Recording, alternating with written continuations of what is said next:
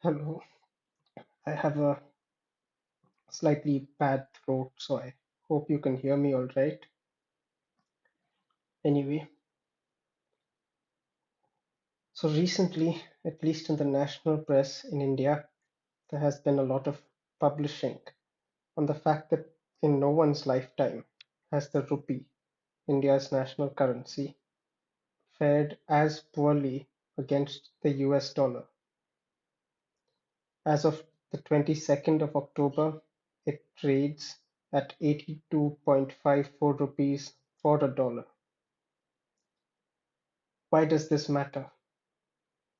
Principally, foreign exchange reserves are held by the central bank of national economies as a form of security against the balance of trade which may be operational vis-à-vis other national economies. These, because they are often long-term agreements backed by promissory credit, reflect as deficits. Reserves in the form of foreign currencies, usually the US dollar, hence serve as a medium to meet debts and obligations were a foreign power to demand the sums due to it. Not very much unlike a bank asking for repayments on a loan, for instance. Why is this present weakness of the rupee vis-à-vis the dollar the case? Nirmala Sitharaman, the Finance Minister of India, stated on the 17th of October at a media briefing in Washington, D.C., that this is mostly due to the strengthening of the dollar. This in itself may be true. She also stated, however, that the rupee is doing comparatively well amidst other national currencies in the Asia-Pacific region. This does not seem to be correct. By 2021, for instance, it was evident that the rupee was closing as Asia's worst performing currency. The stock exchange had 4 billion US dollars worth of global capital pulled out of it. A devalued rupee, however, is not only a matter of concern regarding its relative worth vis-à-vis the dollar. Domestically, a good test to determine whether this relative depreciation is only a matter of the dollar strengthening or whether it actually reflects issues with the industry itself is to see if there appears to be a rising inflation in the price of commodities locally. Inflation for the month of September this year was 7.4%, with the average across the annum thus far being the highest ever in the last 5 years. In terms of the commodities which have seen most consistent inflation are semiconductor chips, an essential component in cars, washing machines, smartphones, and laptops. Vendors across the board have allegedly increased prices from 5 to 15% on these. There is also a supply side issue, with India importing 91% of its semiconductors primarily from China, Vietnam, Taiwan, and Korea. India also imports 85% of its oil and 50% of its natural gas. A weakening rupee coupled with oil trading at $88 per barrel means that oil imports and its derivatives such as diesel and petrol will cost us dearer, with both petrol and diesel hitting historically high prices. If these are the major indicators of our international front in terms of trade imports, how is the domestic industry doing? In terms of the sectoral composition of the economy to India's GDP, the agricultural sector contributes just under 17%, manufacture is at 29%, and the service sector at 55%. These are figures taken from the last year. Our presently estimated gross domestic product is 3.469 trillion US dollars. The question to ask then is how precisely is the strength of a currency evaluated? And principally, this is not altogether different from how any commodity is evaluated. There are, however, a few keystones to keep in mind regarding the history of such valuations. Most recently, the dissolution of the gold standard, which was set up during the Bretton Woods Agreement in July 1944. This agreement was signed by America, Canada, Western European states, Australia, and Japan, who agreed that their currencies would remain convertible to the US dollar at fixed rates adjustable within a 1% band. The dollar itself, however, was fixed to gold at $35 to an ounce. The US hence had the responsibility of keeping the price of gold fixed, which effectively meant stocking the Federal Reserve with gold which was commensurate to the supply of dollars which it regulated. Because of significant investments made by the US overseas since the signing of the Bretton Woods Agreement, the amount of dollars abroad increased substantially.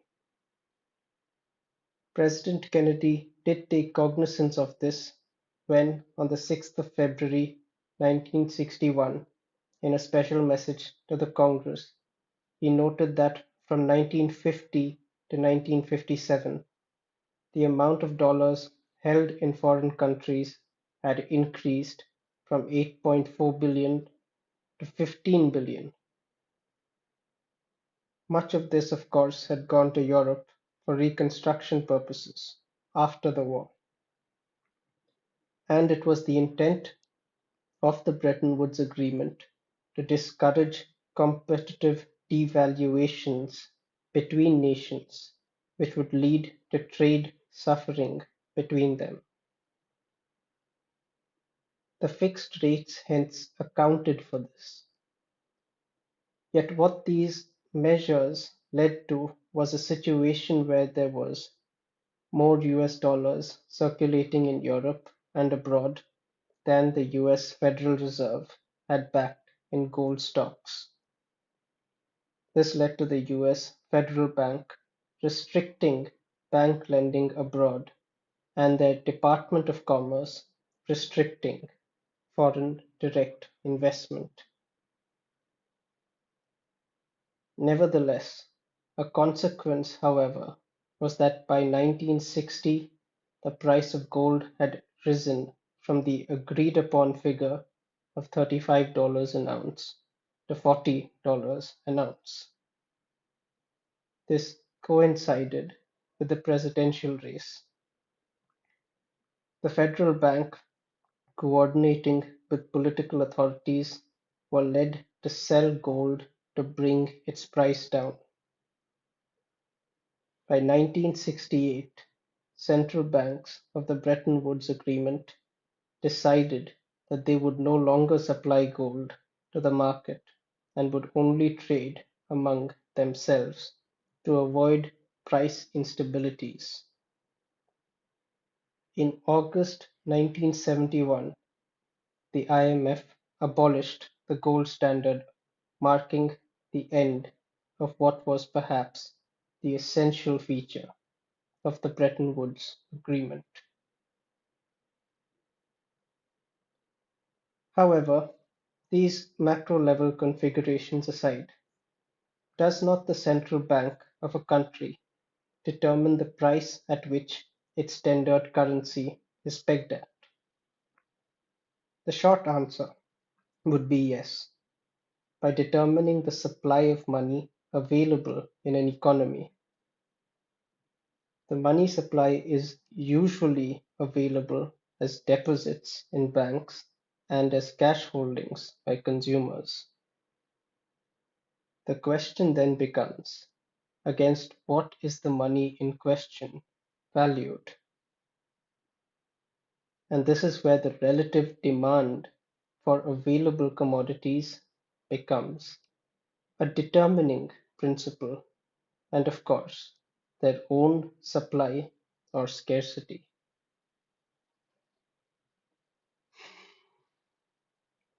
A central bank may, however, choose to peg its currency against a stronger currency, usually in a more developed economy, as this would allow its domestic products to access broader markets with less risk.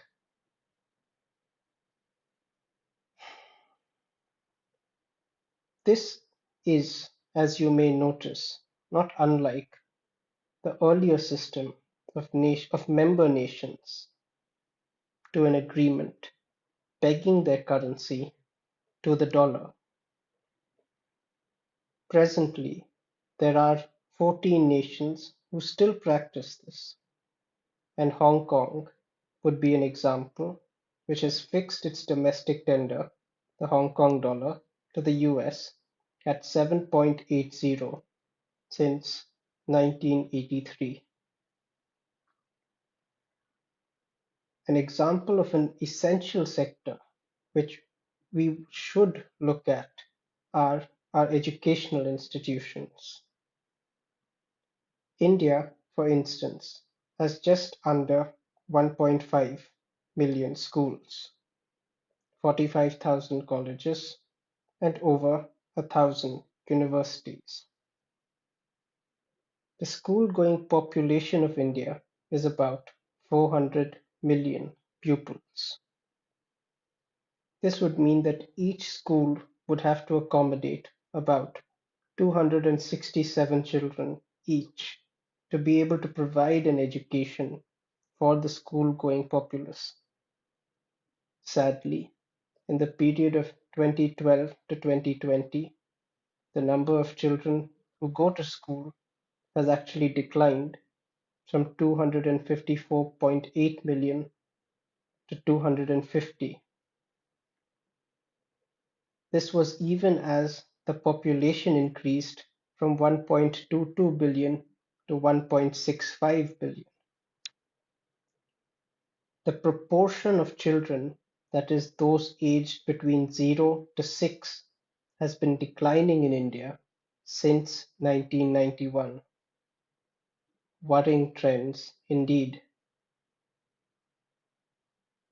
This has been witnessed despite incentives such as the midday meal scheme, which initially began in Pondicherry under French rule in 1930. It was then implemented in Tamil Nadu in the 60s and was operational in all states under orders of the Supreme Court of India by 2002. Clearly, there is a lack of faith in the educational system at the primary level itself, which cannot be buttressed by incentives in kind. In 2020, investments in the educational sector in India reached 117 billion US dollars and is expected to reach 225 billion US dollars by 2025. This is still clearly a sector which can see much growth and profit.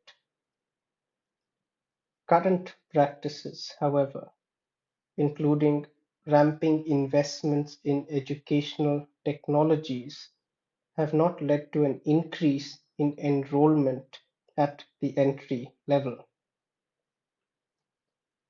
The edtech market has seen investments of 700 to 800 million US dollars in 2021, and Indian educational technology startups have received investments of almost 4 billion US dollars for 2022. There is, however, something to be said about the potential for alternative or supplementary education,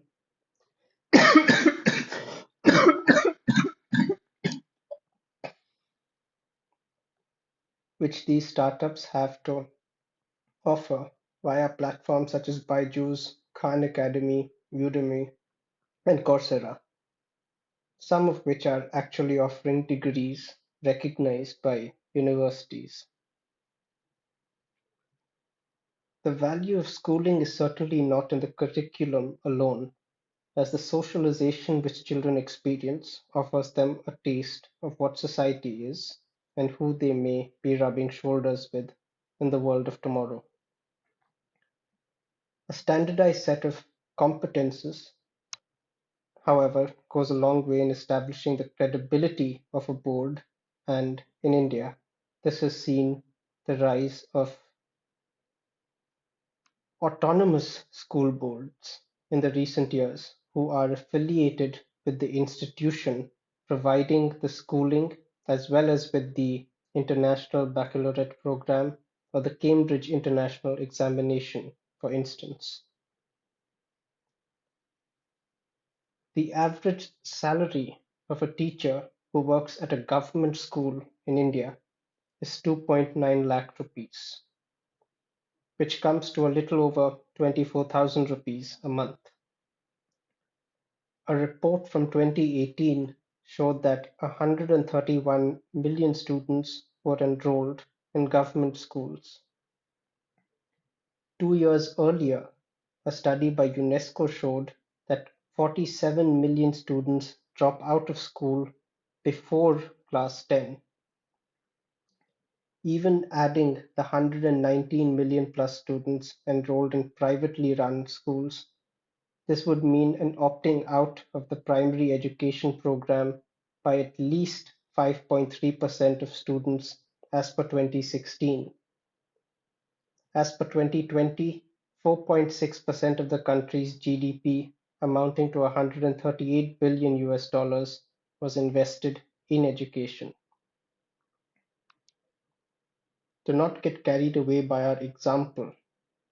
We should also shed some light on what happened to currencies after they were no longer tied to fixed exchange rates vis-à-vis the dollar, as was the case with the Bretton Woods Agreement, which 44 nations were signatories to. Also, we should keep in mind that there were many nations who did not peg their currencies vis-à-vis the dollar. Recently, on April this year, partly due to sanctions from the EU and the US, Russia decided to bring back the gold standard in the valuation of its national currency, the ruble, pegging its price to gold at the rate of 5,000 rubles to a gram. Historically, this is the first time any country has moved back to the gold standard since the dissolution of the Bretton Woods Agreement in 1971. What are alternative ways in which the value of a currency is pegged, and what do we even call money when its worth is no longer secured via a pegged relationship to a commodity such as gold? Excuse me. Fiat money is a term used to describe this phenomena. Since President Richard Nixon in 1971 decided to suspend the dollar's convertibility to gold, Almost all countries across the world have been using fiat currencies. This is money without any intrinsic value and which is not backed by the central bank to be converted into any other commodity. In other words, it has value only because the people who use it agree that it is so. The word fiat itself comes from Latin, where it means "let it be done". That said, courts often recognize fiat money to be legal tender, that is, it must be accepted as payment for a debt if the case requires it to be so. What would this mean to the regular customer and the commodities or services they purchase?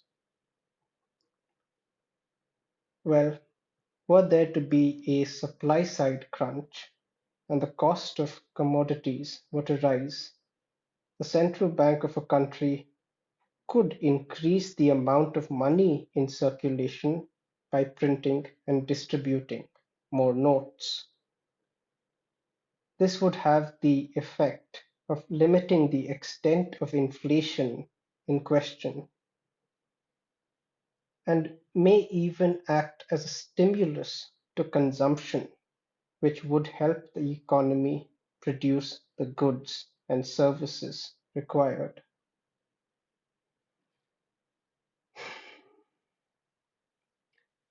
Conversely, an increase in the quantity of money in circulation lessens the value of the money itself, and this hurts the competitiveness of the country in the international market. For example, for a car exporter to be selling a vehicle abroad for 800,000 rupees, inclusive of shipping, the value of those rupees vis-a-vis the dollar, for example, would be less, which means the exporter would get fewer dollars for rupees. This would be operational even if the exporter were to insist that the transaction be undertaken in rupees itself, as the exchange rate of the rupee vis-a-vis the dollar would have weakened, making the transaction itself cheaper for the buyer. You could say that this may help the exporter or may help the exports of an economy in the international market. This would be so, but at the cost of weakening the national currency, which would mean that imports would be far more expensive. As mentioned earlier, the national press in India has taken note of the unprecedented fall in the rupee's worth vis-a-vis the dollar, and the finance minister's response was to state that it was the dollar that was strengthening and not the rupee which was falling. What would these movements in prices actually mean for India's exports and imports? As mentioned earlier, India imports oil and electronics, but in terms of the valuation of the products transacted, pearls, precious stones, metals, and coins also feature. Its chief exports are refined petroleum, packaged medicaments, diamonds, and rice, these being the articles as per 2020.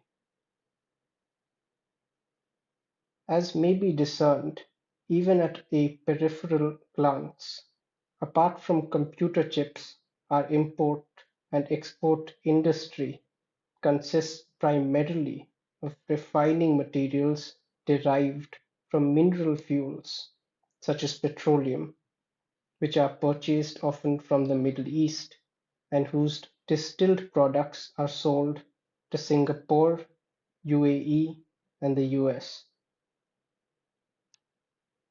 The long and short of it, at least as it pertains to the valuation of the rupee vis-à-vis the dollar, or any other currency for that matter, is that our balance of trade as of 2020 is at a deficit, with imports amounting to 372 billion US dollars and exports to 284 billion US dollars.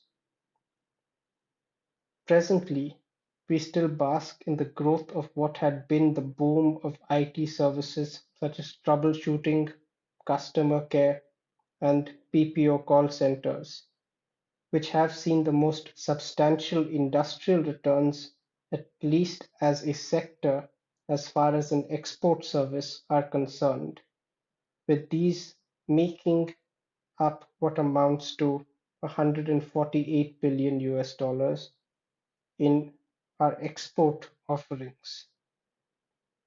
These figures are from 2019, however, and the picture may have changed in the last 3 years.